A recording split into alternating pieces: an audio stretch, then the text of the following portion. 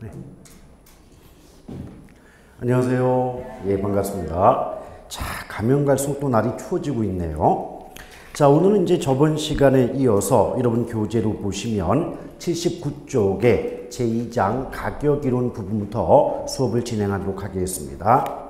일단 거기 1번에 가치와 가격이라고 나와서 개념이 나와 있는데요. 이 부분은 결국 가로 2번의 내용과 중복되는 부분입니다. 그래서 여러분들 가로 2번에 보면 가치와 가격에 관계해가지고 표가 나와 있죠. 이 표의 내용만 정확히 알고 계셔도 이 부분에 대한 문제는 거의 대부분 맞춰낼 수가 있는 부분이에요. 일단 그 표를 보시면서 귀로 제 말씀을 듣고 계시면 돼요. 자, 가치와 가격이 나오지 않습니까? 그런데 일단 가격에 대해서 먼저 설명을 드려볼게요. 그 가격이라고 하는 것은 어떤 물건을 과거에 거래하는 시점, 거래되는 날짜를 거래 시점이라고 말을 하거든요. 그 거래 시점에서 실제 지불된 금액을 뭐라고 표현한다? 가격이다. 이렇게 말하거든요. 예를 든다면 이런 경우에요. 여기 이제 A라는 상가가 있어요. 이 상가를 2008년 1월 21일 날 1억에 거래했다, 매도했다, 매매했다 라고 한다면 요 2008년 1월 21일은 과거 이 A라는 상가가 거래된 일자, 날짜가 되지 않습니까? 이런 것을 우리 개론에서는 거래 시점이다. 이런 식으로 표현을 하고 있더라는 말입니다. 아시겠죠? 그런데 이걸 잘 보시면 과거 거래된 그 날짜에 실제 지불된 금액을 우리가 가격이라고 한다 하지 않았습니까? 그렇다면 가격이라고 하는 것은 이미 거래 당시에 지불이 완료된 금액이기 때문에 시점을 가지고 구분한다면 과거에 해당이 되겠죠. 바로 이런 관점에서 가격은 과거의 값이다. 이렇게 표현해 볼 수가 있다는 거예요. 표를 보시면서 말씀 들으셔야 돼요. 자, 가격표에 보시면 가격은 과거의 값 이렇게 나와 있죠. 왜 그런다? 거래된 날짜에 이미 지불이 완료된 금액이 가격이기 때문에 이미 완료가 됐다는 건 시점상 과거에 해당하지 않겠습니까? 이런 관점에서 과거의 값이다 이렇게 말해요. 그런데 요거 한번 볼까요? 근데 이런 상가가 말이에요. 2010년 1월 21일 날 또 2억에 거래가 되고 또 2012년 1월 21일 날 3억에 거래가 됐다면 요 2008년, 2010년, 2012년 1월 21일이 각각 거래된 날짜가 되지 않습니까? 그렇죠. 따라서 지금 거래된 날짜가 세 가지가 있죠. 세 개가 있어요. 근데 문제는 2008년 1월 21일이라는 그 거래 시점에서 실제 지불된 금액은 1억이라는 값 하나뿐이 없지 않습니까? 또 2010년 1월 21일이라는 그 거래 시점에서의 가격도 역시 2억이라는 가격 하나뿐이 없는 거죠. 바로 이런 관점에서 가격을 말할 때 주어진 시점에서 가격은 하나밖에 존재하지 않는다. 이런 관점에서 일원적이다. 이렇게 말하고 있는 거예요. 무슨 말인지 아시겠죠? 그런데 이것을 잘못 오해하는 분들 가끔 계십니다. 어떻게 오해를 하시냐면 요걸 기억한 거예요. 과거에 거래된 날짜에 지불된 금액이 가격이야. 그렇다면 거래된 날짜가 이제 거래 시점이 한 서너 번 있다면 서너 번 과정을 거쳐서 거래가 이루어졌다면 가격도 그때마다 하나씩 있으니까 서너 개가 있다고 말할 수 있지 않을까라고 착각을 하는 분이 계신데 항상 전제 조건이 뭐다? 그 거래 시점에서 주어진 시점에서 이 말이 항상 따라 붙게 돼 있거든요. 오케이? 따라서 특정한 거래 시점에서 지불이 완료된 금액은 하나뿐이 없다라고 하는 거 착각하면 안 됩니다. 오케이? 또한 이 가격의 전문가는 공인중개사거든요. 예컨대 그 A라는 물건 가격 얼마의 매물로 나왔습니까? 그럼 이 부근의 상가나 건물들은 가격대가 어느 정도나 됩니까? 이거 공인중개사분들이 가장 잘 알고 계시지 않습니까? 그렇죠? 그래서 가격의 전문가는 누구다? 공인중개사. 이걸 제가 말한 게 아니에요. 기출문제에서 그동안 교과서에도 없었던 내용인데 갑자기 기출문제 보기 속에 가치의 전문가는 감정평가사이며 가격의 전문가는 공인중개사이다 라고 문장이 나오더라 이거예요. 그래서 그 이후에 교과서로 편입이 된 거죠. 오케이? 자, 그렇게 보시면 됩니다.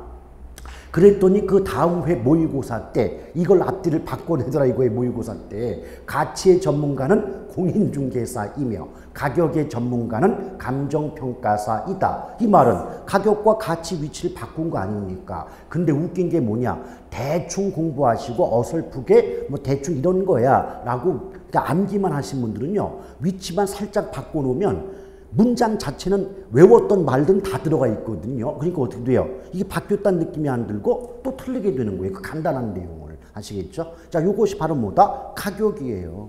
근데 가치는 뭐냐? 내가 어떤 상가나 토지나 주택이나 이 부동산을 보유하고 있대요. 그러면 이 부동산을 보유함으로써 장래, 미래에 내가 얻을 수 있는 편익. 편익이란 말은 편리와 이익의 준말이거든요. 이 편익을 현재 가치로 만든 값을 뭐라 그런다? 가치다 그래요. 근데 무슨 값으로 만들었다? 현재 가치로 만들었다. 그러니까 결국 시점상 가치는 현재의 값이다. 이렇게 말이 나올 수밖에 없죠. 오케이? 또한 아까도 가볍게 언급을 해드렸지만 가격의 전문가는 공인중개사이지만 가치의 전문가는 감정평가사다. 이렇게 말할 수 있는 것이고 또 말이죠. 이 가치라고 하는 것은 성격 자체가 주관적이에요. 주관적이라고 하는 것은 동일하다, 다르다. 다르다는 거죠. 그러니까 바라보는 관점이나 시각에 따라서 가치는 대단히 다양하게 존재할 수밖에 없지 않겠습니까? 그래서 가치는 여러 개가 존재한다. 그 말을 조금 예쁘게 바꾸면 가치는 다원적이다. 이렇게 표현할 수가 있다는 거죠. 오케이? 그러니까 여기서 만약 문제가 나오면 별거 없어요. 그 표 내용에 나왔던 그 내용을 가지고 앞뒤를 바꾸거나 섞어버린다고. 오케이? 그러니까 예컨대 가격에 대해서 옳은 말 써놓고 중간이나 맨 마지막쯤에 가치와 관련된 지문 하나를 집어넣는다고요. 그럼 앞이나 중간이 맞았으니까 잘 읽어보지 않고 뭐 뒤에도 맞겠지. 이런 생각을 가지면서 뻔히 아는 내용을 틀리게 두는 이런 성향을 보이더란 얘기입니다. 그래서 우리가 그 옛말이 참 좋은 말이 많아요. 조선말은 끝까지 읽어봐야 된다는 거 아주 중요한 말입니다. 아시겠죠? 그럼 어때요? 가치와 가격 별로 어렵지 않죠? 근데 그것만 알아도 이 부분에서 문제가 나올 때 거의 70~80%의 문제는 그것만 가지고도 맞출 수가 있더란 얘기입니다. 아시겠죠? 자, 그래 놓고 그 아래 보시면 그 2번 해가지고 부동산 가격의 특징 및 종류라는 말이 나와 있지 않습니까? 그렇죠.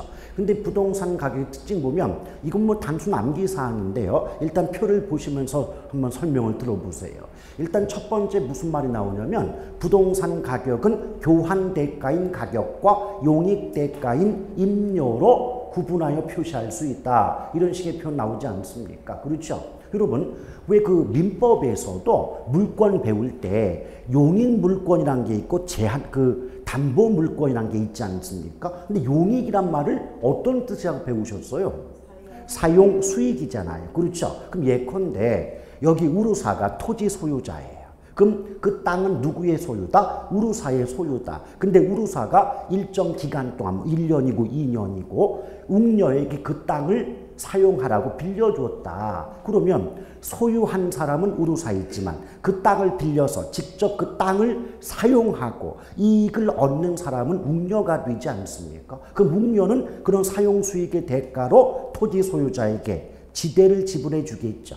토지 사용 대가가 지대 아닙니까? 여기서 임료라고 할 때 그 임료가요. 이 대상이 어떤 상가 등의 건물이라면 임대료가 되는 것이고 그 대상이 토지가 된다면 지대가 되는 거예요. 오케이? 무슨 말인지 아시겠죠? 결국 성격은 둘 다 임료인데 상가 등의 건물을 임차해서 사용하는 대가일 때는 임대료라고 표현할 것이고 토지를 사용하는 대가는 지대라고 표현한다. 별거 아니지 않습니까? 그렇죠? 그러니까 뭐다? 또한 이때 우루사가 웅녀에게 땅을 빌려주었지만 여전히 그 땅은 우루사 거 아니겠습니까? 그럼 우루사가 남한테 그 땅을 매매한다, 매도한다 할 때 대가를 받겠죠. 이건 가격 아니냐 그 말이죠. 여기서 교환이라고 하는 건 쉽게 말하면 매매다 그 말이에요. 매도. 그렇죠? 그 매매의 대가로서 받는 건 가격이고 사용 수익의 대가로 받는 건 임료 아니냐. 그 두 가지 성격을 모두 가지고 있는 게 부동산 가격이지 않겠는가. 라고 말할 수 있는 거죠. 오케이? 그 다음 두 번째, 이 부동산 가격은요, 거기 나와 있듯이 뭐 여러 가지 표현이 있지만 한마디로 압축하면 부동산 가격은 부동산 자체의 값이 아니라 부동산과 관련된 소유권, 기타 권리 이익에 대한 대가로서의 성격을 가지고 있다. 나옵니까? 오케이? 그럼 예컨대 A라는 상가의 가치가 10억이다 그러면 그 상가 건물 자체의 값어치가 10억이 아니라 그 상가와 관련된 여러 가지 권리나 이익의 대가가 바로 10억만큼의 가치가 있더라. 이런 의미가 되는 거죠. 오케이? 나머진 별거 없어요. 부동산 가격은 장기적, 지역적, 개별적으로 형성이 된다. 이렇게 말이 나오거든요. 그럼 여러분 생각해 봐요. 지역적 형성이 뭐냐면 같은 삼성 레미안 아파트도 그것이 서울이냐 부산, 대구, 대전, 광주, 울산 어디에 위치하느냐에 따라서 값이 다르지 않냐 그 말이에요. 지역별로 다르다 그 말이죠. 그 다음에 개별적 이 말이 뭐냐. 상품마다 부동산 가격은 다르지 않느냐. 무슨 말이냐. 똑같은 아파트라 할지라도 그게 삼익 아파트냐 또는 롯데 아파트냐 뭐 이편한 세상이냐 이런 걸 따라서 상품에 따라서 가격이 천차만별로 다르게 다양하게 형성되지 않니. 이것이 바로 뭐다? 개별적으로 형성된다. 이런 뜻이 되는 거죠. 근데 막상 듣고 보면 별것도 아니잖아요. 우리가 알고 있는 상식적인 내용 가지고 뭐 지역적으로 또는 뭐 개별적으로 형성이 된다. 이런 말을 붙여가지고 뭔가 있어 보이게끔 하는 것. 그것뿐이 없는 거죠. 오케이? 자, 그러면서 그 아래에 보시면 부동산 가치의 발생 요인이라고 나와 있죠. 그래요? 근데 가치 발생 요인은 내용 필요 없어요. 네 가지 요인만 기억을 하고 계시면 돼요. 그 네 가지 요인이 뭐냐? 유유상이다 그 말이에요. 암기하세요. 유유상이 가치 발생 요인. 자, 여러분 가치 발생 요인은 뒤에 보시면 동그라미 2번 나오죠? 그러니까 두 번째 표, 아래쪽에 표 있잖아요. 그게 가치 발생 요인이에요. 근데 유유상이 그거 앞글자 따보세요. 표에서 4개 있잖아요. 요거 앞글자 따시면 유유상이 아닙니까? 예. 근데 저는 이제 그 입문서 만들면서 거기 뭐 유효소회가 어떻게 이렇게 써놨지만 사실 그거는 뭔가 있어 보이라고 한 것에 불과한 것이고 그 내용 몰라도 상관없다 그 말이에요. 오케이? 왜냐? 여기서 만약 문제가 나오면 형태가 하나뿐이 없어요. 다음 중 가치 발생 요인이 아닌 것은 1번, 그 표 보면서 한번 들어보세요. 1번 유용성, 2번 유효수요, 3번 상대적 희소성, 4번 이전성, 5번 효율성. 답은? 효율성은 없잖요. 그렇잖아요. 유유상이 4글자만 기억해도 충분히 문제를 맞출 수 있는 부분이에요. 왜? 이 부분은 내용이 빈약하기 때문에 문장을 만들어서 문제를 내기는 어려운 부분이에요. 다만 가치 발생 요인이 4가지니까 우리 문제 보기가 몇 개? 5개. 4개 넣어놓고 다른 거 하나 슬쩍 집어넣어서 야 가치 발생 요인인 거 또는 아닌 거 골라봐라. 이런 형태밖에 문제가 안 나오더라 그 말이에요. 아시겠죠? 오케이? 그러면서 그 위를 보시면 위에 있는 표 내용이 가치 형성 요인이에요. 가치 형성 요인. 조심할 건 발생 요인이 있고 형성 요인이 있다는 거. 이건 구분을 하실 필요가 있는 거예요. 그런데 가치 형성 요인을 보니까 크게 3가지가 있어요. 일반적 요인, 그 다음에 지역 요인, 개별 요인 나뉘어집니까? 일반 요인, 지역 요인, 개별 요인 있어요? 거기 보면 큰 제목을 먼저 보실 줄 아셔야 돼요. 기억에 일반 나오죠. 니은의 지역, 디귿의 개별 나오잖아요. 그럼 그 형성 요인은 3가지가 있다는 거죠. 그런데 거기 내용을 잘 보시면 일반적 요인은 또 A, B, C 그래가지고 경제, 사회, 행정적 요인 나누고 있지 않습니까? 근데 지역과 개별 요인은 뭐 꼴랑 한 2-5줄 있잖아요. 그게 바로 의미하는 게 뭐냐? 여러분이 공부하실 건 일반적 요인이지 지역 개별 요인은 신경 쓸 필요가 없다는 얘기예요. 아시겠어요? 그러니까 일단 구조를 먼저 파악하십시오. 자, 가치 형성 요인에는 뭐가 있다? 일반적 요인, 지역 요인, 개별 요인. 제가 형성 그랬지 발생 안 그랬어요. 오케이? 자, 그럼 보세요. 요걸 그림을 그리면 자, 가치 발생 요인이 있고 또한 가치 형성 요인 이 두 가지가 있잖아요. 근데 가치 발생 요인은 그냥 유유상이 네 글자만 기억하시면 별로 어렵지 않게 문제를 풀어낼 수 있는 것이고 그 다음에 가치 형성 요인은 구조를 따지면 일반적 요인, 지역 요인, 개별 요인 이렇게 구분해 볼 수가 있잖아요. 그런데 이 중에서 일반적 요인은 또다시 사회적 요인, 경제 그리고 행정적 요인 등으로 다시 나눠 볼 수가 있더라는 거예요. 그렇죠? 그럼 이때 벌써 일반적 요인만 사회, 경제, 행정적 요인 구분되고 나머지에 대한 설명이 별로 없다는 것은 여러분의 학습 비중은 일반 요인에 집중을 하실 필요가 있더라는 얘기예요. 아시겠죠? 그런데 여기서 보면 거기 표를 보시면 사회적 요인에 뭐가 있고 경제, 행정적 요인에 여러 가지 그 표현들이 들어가 있지 않습니까? 이거 사실 다 외워야 돼요. 다 외우셔야 되는데 아이고 다른 거 할 것도 많은데 이걸 다 언제 외웁니까? 암기법 따로 있거든요. 그것은 나중에. 기초 때부터 그런 요령 많이 알아두면 나중에 공부 안 해요. 그래서 일부러 그것은 나중에 해드립니다. 그런데 별거 아니거든. 이때 암기법이 뭐냐면요. 앞글자 따서 외우는 방법이 아니고 생각을 해봐라 이거예요. 예컨대 행정이라는 말 들으면 왠지 정부가 생각나지 않아요? 그렇죠? 그럼 정부와 연결되는 단어가 뭐냐 이거죠. 뭐 정책이다, 제도다, 규제다, 법률이다.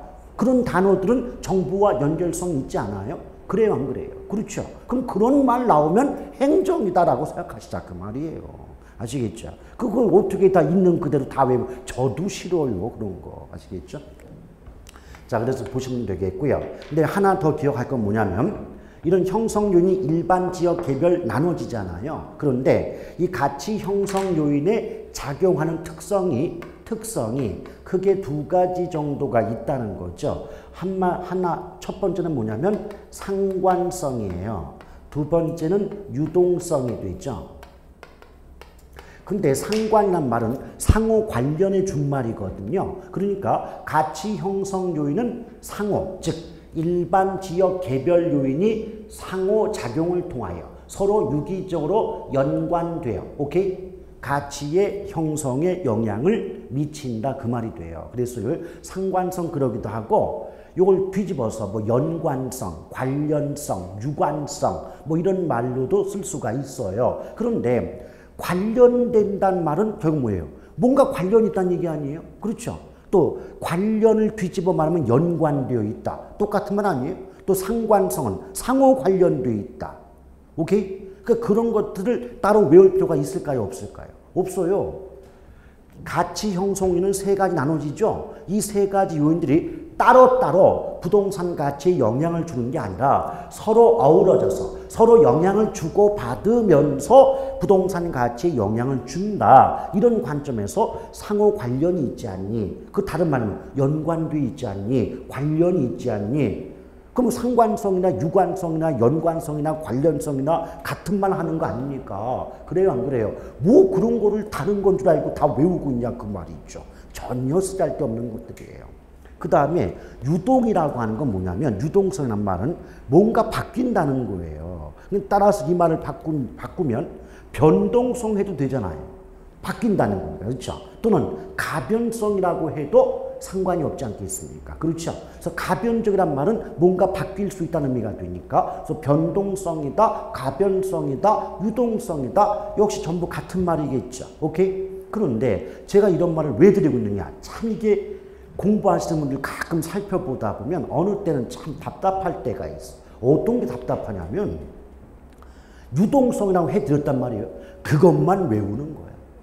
아무런 생각도 없이. 그래놓고 문장 속에 예컨대 가변성이 나왔어요. 그러면 야 네가 유동성이라고 알려줬지 언제 가변성이라고 알려줬냐. 이거 환장한 일이 이게.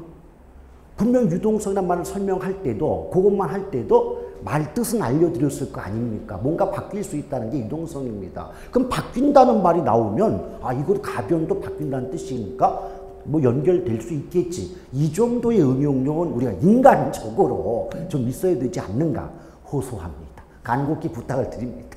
자, 그렇게 볼 수가 있죠. 이러면 가치 형성, 가치 발생 요인 가볍게 끝난 거예요. 그래 놓고 오른쪽 보면 부동산 가치 재원칙 나오죠. 나와요? 예. 이것도 제가 원래는 한자 안 쓰고 재원칙 하려고 하다가 혹시 또 착각하실까봐 제 옆에 한자 써드렸어. 이 한자가 뭐예요? 여러제예요, 여러제. 그래서 이걸 해석하면 부동산의 어떤 가치 또는 가격이 형성되는 바탕이 되는, 오케이? 부동산 가격 형성의 바탕이 되는 여러 가지 원칙들 이런 뜻이에요. 근데 그 설명을 안 드리고 당연히 아실 거라고 재원칙 그러잖아요. 그 원칙 이름이 재인 줄 알아요. 원칙의 명칭이 재가 아니에요. 이때 재는 여러 가지의 뜻입니다. 아시겠죠? 그래서 여러분 이 나중에 이제 기본서 받아보면 거기에 뭐 상세하게 서술되어지겠지만 부동산 가치 원칙이란 말은 어떤 뜻이다? 부동산 가격이 어떻게 형성되고 유지되는가에 관한 법칙성이다. 이런 식의 표현이 나올 수가 있는 거죠. 그런 법칙들을 모아놓으니까 하나가 아니라 여러 가지이기 때문에 여러 제자를 써서 제원칙 이렇게 표현하고 있는 거죠. 오케이? 자, 그런데요. 이 부분은요. 제가 원래는 이렇게 좀 그림을 그려가지고 인문서를 만들어야 되는데 뭐 이 워드 한번 해보시면 아시겠지만 그림 그리는 과정이 이렇게 쉽지가 않아요. 복잡해가지고 그래요. 제 능력이 한계였어요. 그래서 표로 만든 거였어요. 그럼 이제 칠판에서 제가 이 그림을 한번 그려볼게요. 근데 그림을 그려있잖아요. 그림을 그렸다 보면은 이 구조가 참 쉽게 와닿아요. 근데 평면적으로 표만 보고 있다 보면 굉장히 머리가 아프고 좀 복잡해 보이는데 그림만 딱 그려서 이해가 되면 아, 저래서 위에 있고 아래에 있고 옆에 있구나 딱 보입니다. 일단 자, 칠판 한번 보세요. 최유효 이용의 원칙이라는 것이 있고요. 이것의 토대가 되는 원칙이 변동과 예측이에요. 그 다음에 최유효 이용을 판단하는 외부적 판단 기준으로서 적합, 외부성, 그리고 경쟁의 원칙들이 있고요.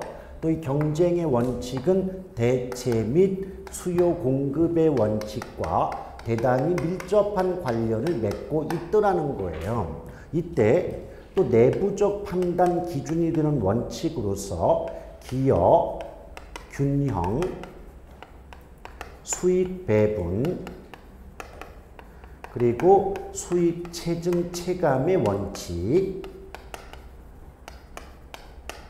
자, 이런 원칙들이 있더라는 거죠. 이걸 다시 네모칸으로 묶어볼게요. 자, 이것이 이제 부동산 가치 재원칙의 체계도다라고 보시면 되겠습니다. 자, 그러면 이렇게 그림을 그려놨는데요. 이 그림을 그릴 때도 어떤 의도를 가지고 이렇게 그림을 그린 거예요. 그거 저기 이따가 안 지울 테니까 좀 이따 쓰세요. 일단 체계를 이해하는 게 급선무 여러분. 예. 자, 칠판을 잘 보세요. 여러 가지 원칙들이 눈에 보이죠? 근데 여러 가지 원칙들 중에서 가장 중앙에, 가장 중심에 있는 원칙이 어떤 원칙일까요? 최유효 이용의 원칙이죠. 그래서 이제 여러분 문제가 이렇게 나와요. 부동산 가치 원칙 중에서 가장 중심, 가장 핵심, 가장 중추적인 원칙이 무엇이냐? 이렇게 물어본다면 그때의 정답은 최유효 이용의 원칙이 되더라 그 말이에요. 오케이? 그런데 최유효 이용이란 말은요. 제가 이미 부동산 총론 첫 번째 시간 때 가볍게 언급을 해드렸는데 이것이 8주 전이라는 것은 우리 입장에서는 8년 전에 들은 거예요. 그러니까 기억이 안 날 수밖에 없어요. 여러분 가볍게 다시 한번 언급을 하죠. 부동산은 일반적인 물건에 비해서 용도가 다양합니까? 한 가지밖에 없습니까? 용도가 다양하죠. 이것도 우리가 부동산 특성 중에서 왜 어렴풋이 용도의 다양성이라는 특성이 있다라고 들어본 기억이 나지 않아요. 그렇죠? 근데 동산과 달리 부동산은 언급한 것처럼 여러 가지 용도로 사용이 돼요. 그런데 그 다양한 용도 중에서 어떤 용도로 이용할 때가 가장 바람직한 이용일까? 가장 많은 이익을 가져다 줄 수 있는 이용일까? 오케이? 그걸 우리는 최유효 이용이다. 이렇게 말한다는 거예요. 오케이? 물론 교과서나 문제에 나올 때는 그렇게 안 나와요. 문장은 다르게 나와요. 어떻게? 객관적으로 보아 양식과 통상적인 이용 능력을 갖춘 사람에 의한 합리합법적인 최고 최선의 이용 상태를 의미한다 라고 나오겠지만 문장에서는. 근데 그 지문 자체는 그대로 또 자꾸 읽어보시고 반복해서 기억은 하고 계셔야 돼요. 근데 문장은 그러할지라도 우리가 이해할 때는 여러 가지 용도 중에서 어떤 용도로 이용할 때가 가장 바람직하며 나한테 가장 많은 이익을 가져올 수 있는 이용인가. 이걸 뭐라고 한다? 최유효 이용이다. 오케이? 그럼 보세요, 여러분. 예컨대 A라는 토지가 있어요. 토지가 있는데 이 토지를요, 여기다 써볼까요? 이 토지를 주거용, 상업용, 공업용 여러 가지 용도로 이용할 수 있대요. 근데 주거용으로 이용하면 1억만큼의 이익이 나오는데요. 근데 상업용은 2억, 공업용으로 이용한다면 토지 이용자에게, 소유자에게 3억만큼의 수익을 가져올 수 있더래요. 그럼 여러분이 토지 소유자라면 저 상황에서 어떤 용도로 A 토지를 이용하고자 하겠습니까? 공업 용도죠.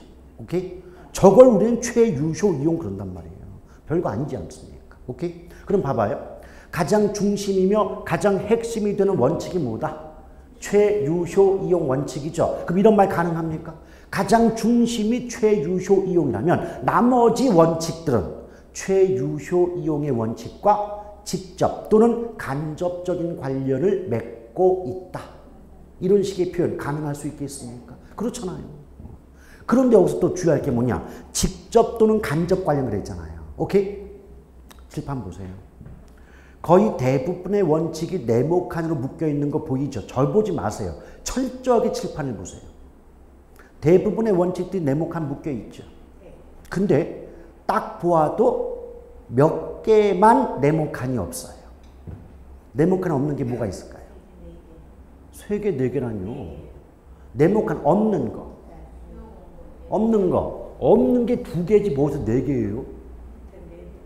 이것도 네모칸이잖아요. 그렇죠? 지금 네모칸이 안 그려져 있는 건 수요 공급과 대체 2개죠? 오케이? 이 그림이 잘못 보여진다. 그렇습니다. 이걸 제가 왜 네모칸 안 그렸냐? 요 2개만 간접이니까. 오케이? 다시 한번 지금 저 칠판 속에서 가장 중심이 되는 원칙이 최유효 이용인 거 이해되죠? 그럼 최유효 이용 원칙과 나머지 원칙들이 직접 또는 간접적인 관련을 맺고 있다는 것도 충분히 가능한 표현이죠. 그런데 그 여러 가지 원칙 중에서 수요 공급 대체 2가지 원칙만 간접 관련 원칙이므로 네모칸을 안 그린 거예요. 아시겠어요? 그럼 여러분들이 딱 보실 때는 나중에 그림 그리다 보면 이 그림 자체가 여러분 머릿속에 박힌단 말이에요. 그럴 때 다른 거 몰라도 대수가 뭐예요? 대체 수요 공급. 대수 2개는 뭐다? 간접 관련. 나머지는 모두 말 없어도 직접 관련이 되겠죠. 오케이? 그럼 생각해봐요. 예컨대 다음 서술된 내용 중 틀린 것은 이래놓고 보기 1번쯤에 부동산 가치이체 원칙 중 대체의 원칙, 수요 공급의 원칙 및 기여의 원칙 등은 최유효 이용 원칙과 간접 관련 원칙이다. OX. X잖아. 오케이? 왜? 대체 수요 공급은 간접 맞지만 이 2가지를 제외한 나머지는 전부 다 직접 관련 원칙이지 않겠습니까? 오케이? 그런 식으로 문장을 만든다고요. 근데 웃긴 게 뭐냐? 앞에 대체와 수요 공급은 맞잖아요. 그러니까 맞는 걸 집어넣고 슬쩍 마지막이나 중간쯤에 틀린 단어 하나를 집어넣는다고요. 그럼 읽어보다 보면 그게 안 보일 때가 있더라는 거죠. 그것을 우리 출제자들은 여지없이 노리더라 그 말입니다. 아시겠죠? 예.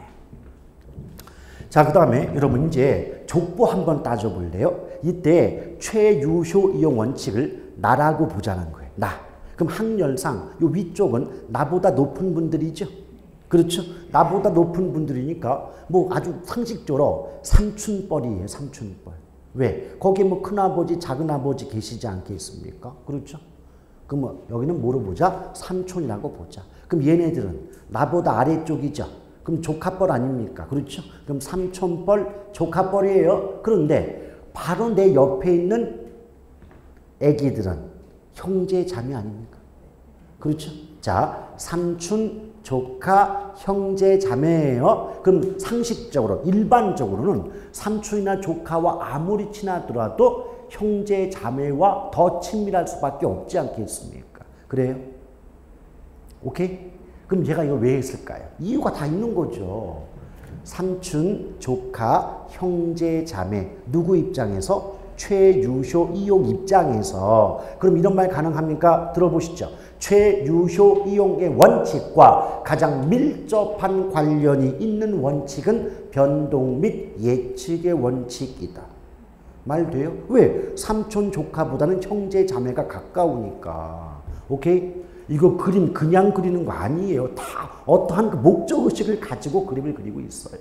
이게 뭐예요? 잘 그린 거예요? 감사해요. 맨입으로. 아, 어머 무슨 뽀뽀는 저는 그 봉투가 좋아요. 앞으로 또 며칠 뒤면 또 새해가 되는데 나중에 세배 한번 올릴게요. 예. 아시죠? 요새 저희 같은 요 세배는 그 기본적으로 이제 4인당 신시 정도는 돼야 돼요. 예. 자, 이렇게 보시면 되겠습니다. 됐죠? 그 다음에요. 제가 전에도 강조를 했지만 내용은 외워서는 안 되겠지만 종류나 순서는 암기법 괜찮다고 하지 않았습니까? 이게 내부적 기준이 이게 무슨 말이냐?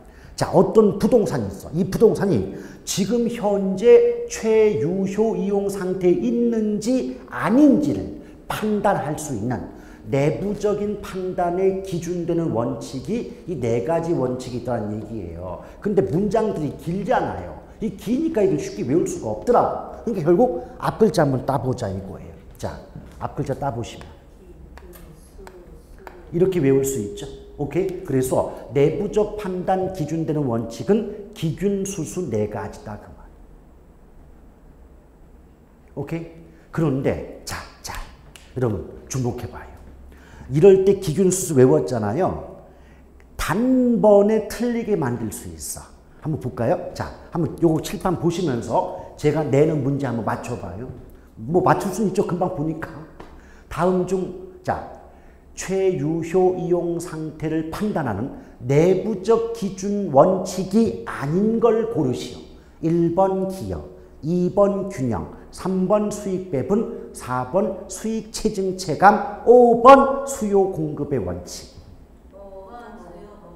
그렇죠? 그런데 기균 수수야 다. 수익 배분도 수죠. 수익 체증 체감도 수죠. 수요 공급도 수잖아. 그럼 기균 수수 외우신 분들은 원래 전부 기균 수수인데 이게 어느 게 답이냐 이러더라는 거야. 아시겠습니까? 그러니까 제가 이렇게 암기법을 알려드릴 때도 이 정확한 표현이 뭔가를 알고 그 다음에 기균수수를 외워야 되는 거지. 그냥 편하게 공부하려고 기균수수만 외웠다. 나중에 수요공부 집어넣으면 진짜 여러분 볼 때는 설마 그거를 헷갈릴까 할지 모르겠지만 헷갈려요. 그렇잖아요. 기균수수 뜻도 모르면서 외우기만 했으니까. 아시겠죠? 그래서 일단은 이렇게 기여, 균형, 수익 배분, 수익 체증 체감의 원칙이 내부적 기준되는 원칙이다를 알고 나서 기균 수수가 들어가야 효과적이다 그 말이에요. 아시겠죠? 오케이. 자, 그러면 봐봐요. 여기 외부 있죠? 외부란 말 있어요, 없어요? 있죠? 그럼 외부란 말 나오잖아요. 그럼 반드시 따라 붙는 게 뭐냐면 환경이에요. 환경이라는 단어가 따라 붙는다. 오케이? 그럼 봐봐요. 이걸 제가 왜 말씀드리고 있느냐? 주목. 지금 그런 게 문제가 아니란 말이에요. 나중에 다시 보기 해서 들으면 되는 거 아니에요, 이게. 그렇죠? 그런데 뭐냐? 우리가 문장을 읽어. 근데 내용은 기억이 안 나요. 근데 문장 속에 환경이라는 말이 있어. 오케이? 그 지문 속에 환경이라는 말이 있더라 이거예요. 그러면 답은 둘 중에 하나다 그 말이에요. 적합이나 외부성 둘 중에 하나가 답이 된다는 얘기예요. 왜?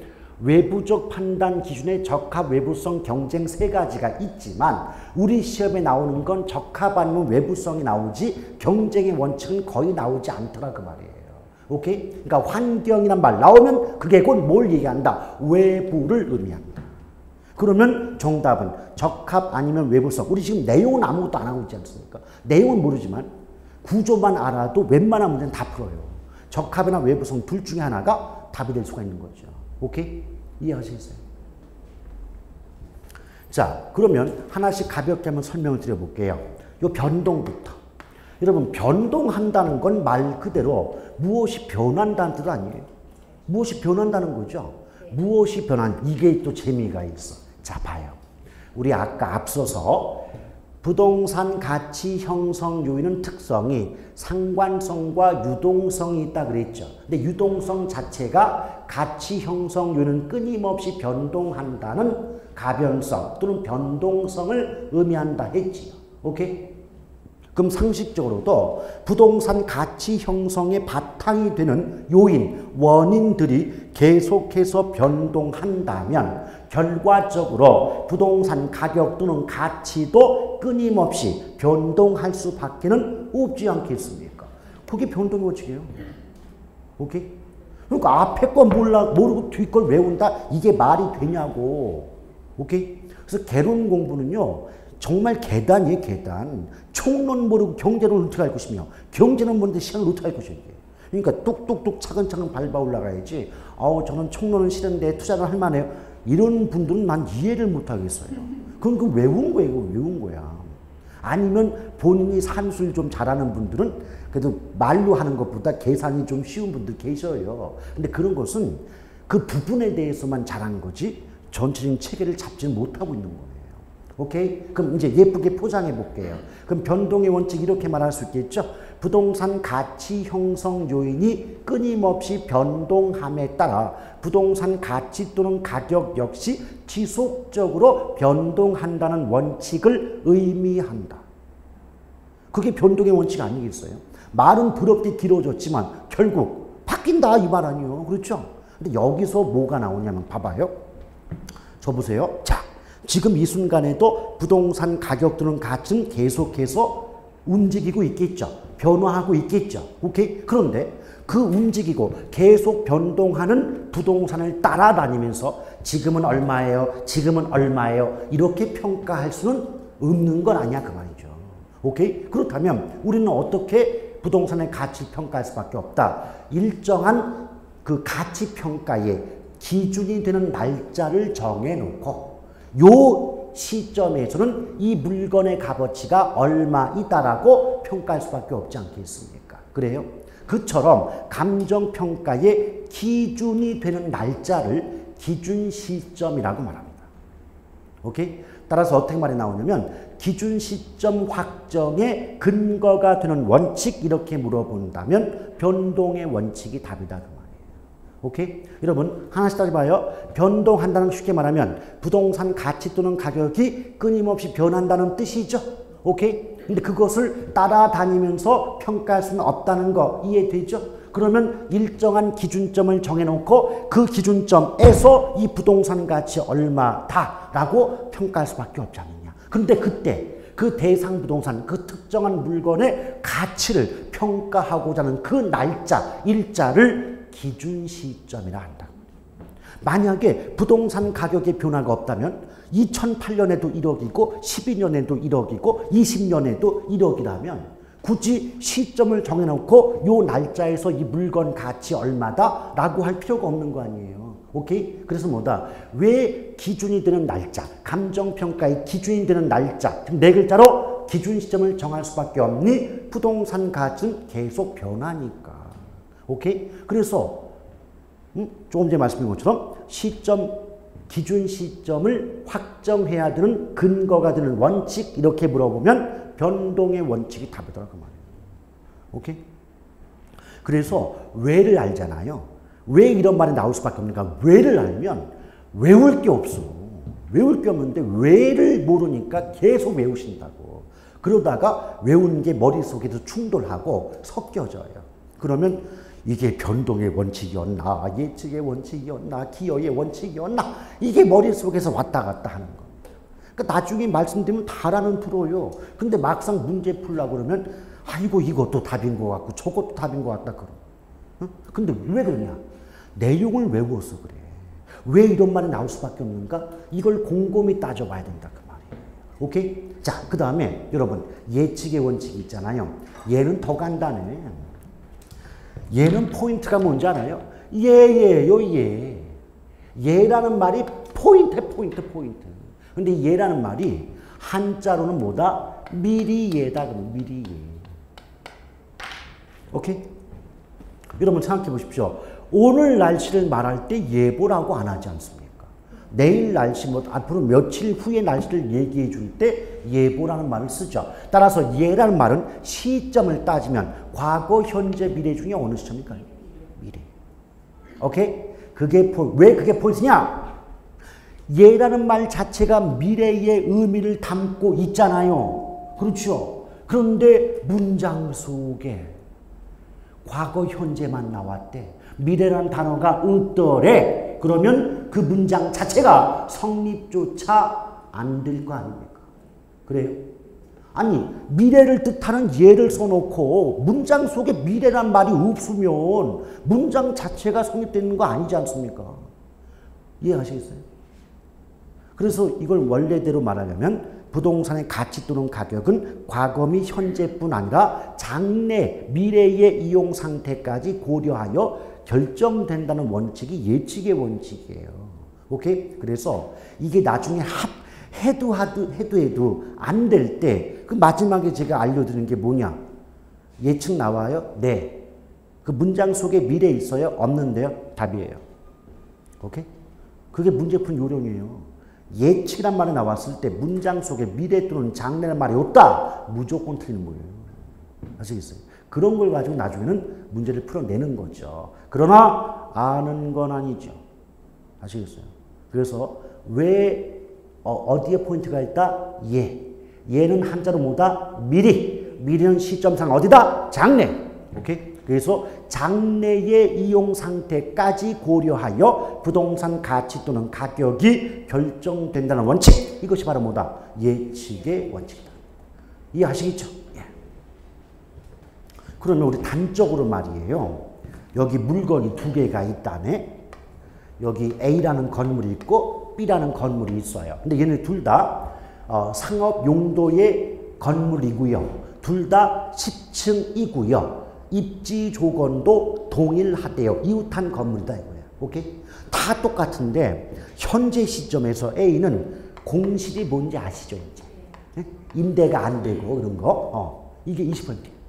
근데 B라는 건물은 공실이 30%.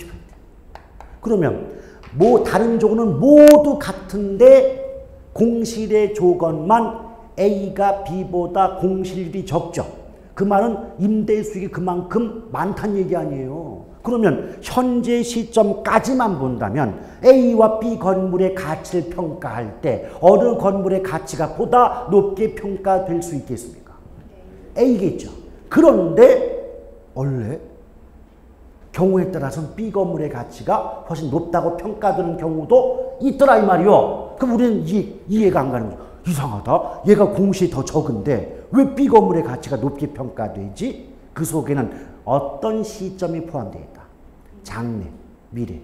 지금은 이러하지만 앞으로는 B 건물의 공실이 훨씬 줄어들 것이며 B 건물로부터의 수익이 훨씬 크게 높게 발생할 것이라고 예측한 결과 A 건물보다 B 건물의 가치가 높게 평가되는 경우도 있더라는 거죠. 그것은 그 가치 평가의 바탕은 바로 예측의 원칙이 녹아있는 셈 아니야 그 말. 오케이? 자, 그러면서 이제 요 위쪽을 볼까요? 적합 외부성이 있는데요. 근데 그거 보기 전에 요 맨 위를 봐봐요. 수요 공급, 경쟁, 대체. 요게 하나의 수평선으로 연결되어 있죠. 그것도 이유가 이슈. 어떤 이유냐? 대체가 뭔지 아직 몰라요. 수요 공급, 경쟁 무슨 원칙인지 아직 내용 몰라요. 그럼에도 불구하고 이 세 가지 원칙은 상호 밀접한 관련이 있는 원칙이라고 말합니다. 대체, 수요 공급, 경쟁의 원칙은 상호 밀접한 관련이 있기 때문에 하나의 수평선으로 연결해 놓은 겁니다. 아시겠어요? 자, 적합과 외부성인데요. 이건 환경. 그런데 한번 잘 들어보세요. 적합이든 외부성이든 얘네들을 말하고자 할 때는 대상부동산과 환경이란 말이 하나의 문장 속에 붙어야 돼요. 나와 있어야 돼요. 그래서 이때 대상부동산은 무슨 뜻일까요? 감정평가니까. 감정평가의 대상이 되는 부동산이 대상부동산이지 않겠습니까? 그럼 대상부동산과 또 주변 환경과의 관계에서 적용되는 원칙, 그러면 환경자가 나왔으니까 적합 아니면 외부성이 답이 될 수 있다는 거죠. 그런데 얘는 내용이 똑같아요. 내용이 똑같은데 왜 원칙이 두 개가 있느냐? 입장이 틀려. 입장이. 대상부동산 입장에서 환경과의 관계를 따져보는 건 적합이라고 말하고요. 환경 입장에서 그 대상 부동산에 미치는 영향을 따져볼 때는 외부성의 원칙이다. 이렇게 말을 합니다. 그게 무슨 말이냐? 알고 보면 허무해요. 여기 공장, 여기 집. 그럼 공장 옆에 집이 있잖아요. 그렇죠? 근데 이것이 총론에 나오면 인접성 때문에 이웃한 부동산은 서로 영향을 주고받는다. 이렇게 말이 나오고, 이 부분이 정책론에 나오면 공장의 영향으로 주택 가치가 하락하는 부의 외부 효과가 발생한다. 이렇게 나올 것이며, 이것이 감정평가론에 나오게 되면 적합의 원칙에 어긋난다 그래요. 그게 무슨 말이냐? 공장은 용도가 뭐예요? 공업용이죠. 그래요? 그럼 주택은 용도가 주거용이죠. 그럼 지금 현재 가치를 평가해보고 싶은 부동산은, 즉 대상부동산은 주택이래요. 이게 대상부동산. 그러면 이때 공장은 그 주택에 영향을 줄 수 있는 외부 환경에 해당하지 않겠습니까? 그래요? 자, 제가 뭐랬어요? 적합은 누구 입장? 대상부동산. 그럼 주택의 입장에서, 주거용 부동산 입장에서 이웃한 환경과 지금 용도적인 면에서 어울립니까? 어울리지 못합니까? 어울리지 못하죠. 나는 주거용인데 상대방은 공업용이니까 어울리지 못하죠. 이럴 때 우리는 적합의 원칙에 어긋난다 이렇게 말해요. 누구 입장에서 봤다? 대상부동산 입장에서 봤다. 근데 입장을 좀 바꿔볼게요. 이때 공장은 외부 환경인 거 아시겠죠? 그럼 환경, 공장 입장에서 그 평가의 대상이 되는 부동산인 주택에 미치는 영향을 보았더니 안 좋죠. 안 좋죠. 이럴 때 우리는 외부성의 원칙에 어긋나서 가치가 깎인다, 감가가 된다 이렇게 말해요. 오케이? 그러니까 다른 거 필요 없어요.